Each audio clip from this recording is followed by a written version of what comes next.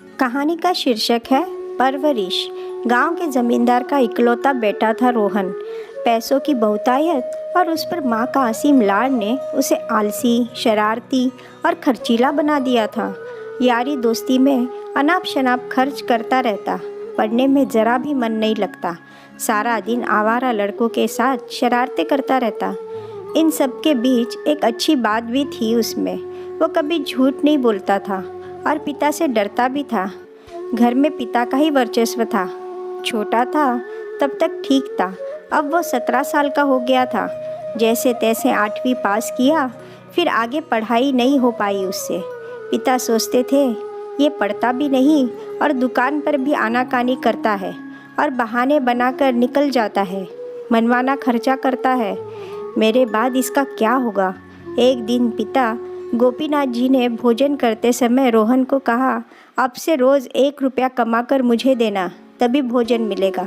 रोहन ने हाँ में सिर हिला दिया। शाम तक वही आवारागर्दी की, फिर माँ से 1 रुपया लिया और पिता को दे दिया। उन्होंने रुपया हाथ में लिया और कहा कि कुएं में डालाओ। वो तुरंत कुएं में डाल आया। इस तरह 1 माह बीत गया। 1 माह के बाद माँ ने रुपया देने से मना कर दिया। अब रोहन क्या करे? बस अड्डे गया, किसी का सामान सर पर उठाकर बस में चढ़ाया, तब उसे 1 रुपया मिला। रोज़ की तरह उस शाम भी पिता को रुपया थमाया।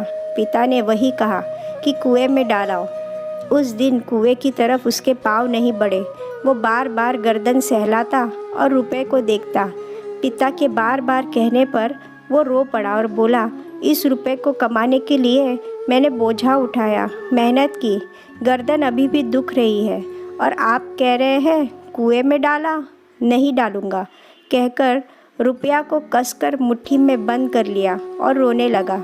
पिता ने बड़े प्यार से उसे पास बिठाया, उसके आंसू पोंछे और कहा, तुम रोज़ माँ से रुपया लाते थे, उसे झट से कुएं में डाल आते थे, पर ऐसा आज नहीं कर पाए, क्यों?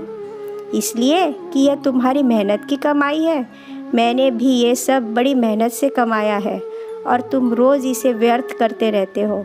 मुझे कितनी पीड़ा होती होगी। इतना सुनते ही रोहन ने पिता के पैर पकड़ लिए और बोला, आज मैं मेहनत से कमाए धन का मूल्य समझ गया। अब मैं ऐसा कोई काम नहीं करूँगा जिससे आपको पीड़ा हो, कहकर पिता की बाहों में समा गया।